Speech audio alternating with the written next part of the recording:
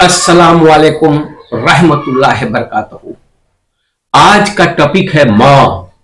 कुरान और हदीस में दुनिया के हर मखलूक के ऊपर माँ का दर्जा ऊंचा बताया गया है। आज हम माँ को नजरअंदाज करते हैं। लड़के दिल्ली, मुंबई और बैरूनी मुल्क में काम करने जाते हैं, लेकिन माँ का दिल उसे देखने, उससे बात करने को तड़पता रहता है। और कब उसके बेटे का फोन आएगा वो उसका इंतजार करती रहती है। मैं देखता हूं बीबी के पास दिन में 2-3 बार फोन आता है। शिकवा शिकायत करने में वक्त गुजर जाता है। मां से बात करने को उस मरदूद बेटे के पास वक्त नहीं होता। मैं उन नौजवानों से कहना चाहता हूं, अल्लाह के अजाब से डरो, वो तुम्हें कब घेर लेगा तुम्हें पता नहीं चलेगा। मैं ये भी देखता हूं बैरूनी मुल्क से लौटने पर बेटा मां को कुछ मिठाई देकर सोचता है मैंने फर्ज अदा कर दिया। बीबी के पास पड़ा रहता है मानो वो खुद एक खरीदा हुआ गुलाम है। ये बेटा सोच, जब तू मां के पेट में उस काले अंधेरे में लेटा हुआ था और तू जरा से हरकत किया था, मां को जो दर्द हुआ था और मां ने कुछ देर पेट पकड़कर बैठ गई थी। जानता है पूरी जिंदगी तू अगर मां का सेवा करेगा तो भी उस दर्द का कर्ज एक कतरा भी अदा नहीं कर सकता। हां, मैं ये कहता हूं बीबी का भी रुतबा है। हां, वो तुम्हारी लिबास है और तुम उसके लिबास हो, इससे इनकार नहीं है, लेकिन मां से बढ़कर नहीं हो सकता, नहीं हो सकता। अगर अल्लाह ने आपको सोचने और समझने की सलाहियत दी है, अल्लाह का कलाम मां के बारे में क्या कहता है कान खोल कर सुन लो। कुरान में सूरा अल अशरा में 23 नंबर आयत में अल्लाह कहता है, और तेरे रब का फैसला यह है कि उसके सिवा किसी और की इबादत ना करो और मां बाप के साथ अच्छा सलूक करो। अगर वो तेरे सामने बुढ़ापे को पहुंच जाए, उनमें से एक या दो, तो ना उनको उफ कहो ना उनको झिड़को, उनसे शरीफाना अंदाज से बात करो। उफ तक मत कहो, समझते हो अगर मां तुम्हें किसी बात को बार बार करने कहती है और तुम उलझन में फंसकर कहते हो उफ ओह मैं नहीं कर सकता। ये नौजवानों सुनो, तुम दुनिया में इसका अंजाम देखोगे वरना तुम्हारे नस्ल देखेंगे। और सुनो, अल्लाह ताला तमाम गुनाहों में से जिसको चाहेगा माफ कर देगा, मगर वालिदैन के नाफरमान को माफ नहीं करेगा। मुमकिन है वो नाफरमान को मौत से पहले जिंदगी में ही सजा दे दे। सुनो, कान खोलकर सुनो, सूरा लुकमान आयत नंबर 14 खोलकर देखो। और अल्लाह खुद कहता है हमने इंसानों को अपने वालिदैन के मामले में ताकीद की है। उसकी मां ने उसे दुख पर दुख उठाकर अपने पेट में रखा और 2 साल में उसका दूध छुड़ाया।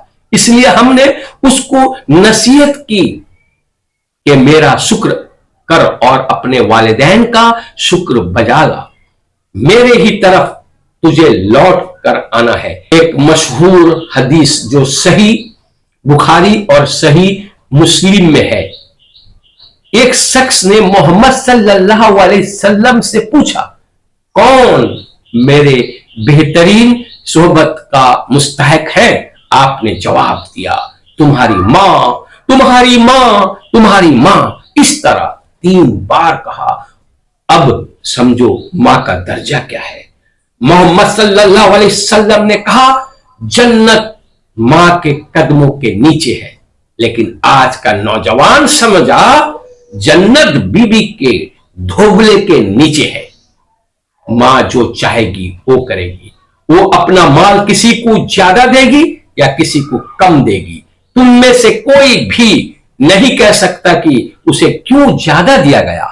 और तुम्हारी बीवियां जो तुम्हारे घर में है वो तुम्हें पढ़ाती हैं कि देखो भाई के कमरे में बैठती हैं और हम लोग के कमरे में नहीं आती हैं तो हम उनसे मुलाकात क्यों करेंगे, उनसे बात क्यों करेंगे? ये ट्रेनिंग है। क्या ट्रेनिंग है? कल तक जो तुम्हारे खूनी रिश्तेदार अपने थे वो आज गैर हो गए। कौन ऐसा कराया? कभी तुमने सोचा? तुमने एक बेहतरीन मौका खो दिया।